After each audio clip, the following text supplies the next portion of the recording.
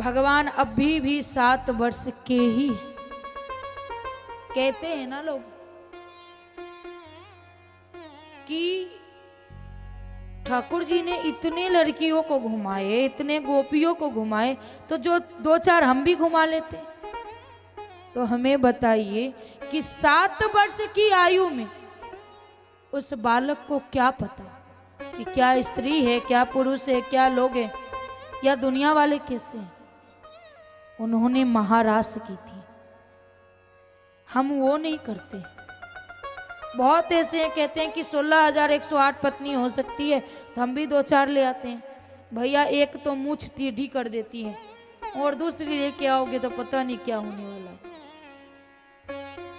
भगवान ने महारास किया था, ना कि लड़की घुमाए थे।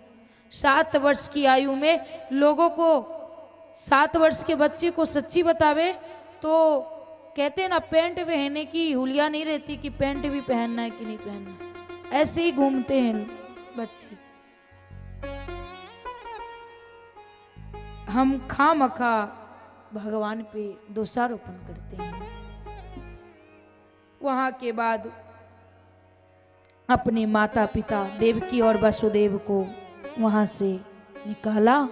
इसके बाद वहां के राजा वसुदेव जी बने। इसके बाद कृष्ण और बलराम जी का यज्ञोपति संस्कार हुआ।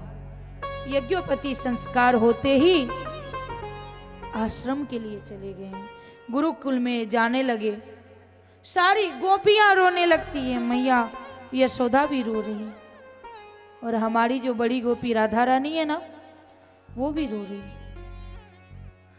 बहुत रो रही कि हम नहीं जाने देंगे आपको। लेकिन गुरुकुल तो जाना पड़ेगा ना। गुरुकुल जा रहे हैं, लेकिन पता है ऐसी थी राधा रानी कि कृष्ण जी की सामने नहीं आई। क्यों? कि अगर मैं सामने आऊंगी ना, मेरे को रोते हुए देख करके कन्हैया को कष्ट होगा। हम तो अभी ढिंढोरा पिटने लगते हैं। अभी देखते हैं, खा भी रहे हैं और बताते हैं कि क्या बताऊं, तुमने जब से छोड़ा है तब से मैंने खाना बंद कर दिया, और खा रहे पिज्जा बर्गर और बोल रहे कि हमने खाना बंद कर दिया। हमारी राधा रानी ऐसी थी कि प्रभु के सामने तक नहीं आई कि कहीं जाने वक्त इन्हें कष्ट ना हो। और जब से वो गए गुरुकुल, तब से मैया भी खूब रो रही है, अतिशय रो रही है, और कन्हैया को भी मन नहीं लग रहा है वहां पे गुरुकुल में। एक बार उद्धव जी से सारी गोपियों के बारे में बताती हैं कि सारी गोपियां हमसे बहुत प्रेम करती हैं। उद्धव जी कहते हैं कि ऐसा नहीं हो सकता, वो भूल गई होगी। कहती कन्हैया नहीं उद्धव जी, वो भूल नहीं सकती, आज भी हमें याद करती हो। कहा आप ऐसे ही कह रहे हो। कहा ठीक है,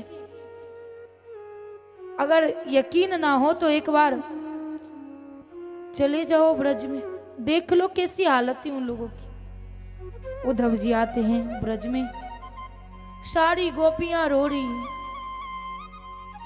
मैया यशोदा का पता पूछा। जब उद्धव जी आते हैं ना, तो सबको यही लगा कि गोविंद आ गए। सब उठती है, कहती अरे नहीं नहीं, मैं गोविंद नहीं, मैं उनका दूत, उनका परम मित्र उद्धव हूं।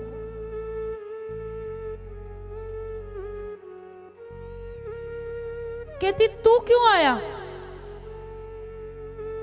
उसने भेजा है ना हाल पूछने के लिए। हम सब ठीक है, जरूरी नहीं उसे हमसे हाल पूछने की, हमें छोड़ के चला गया है ना वो, मैं ठीक हूं।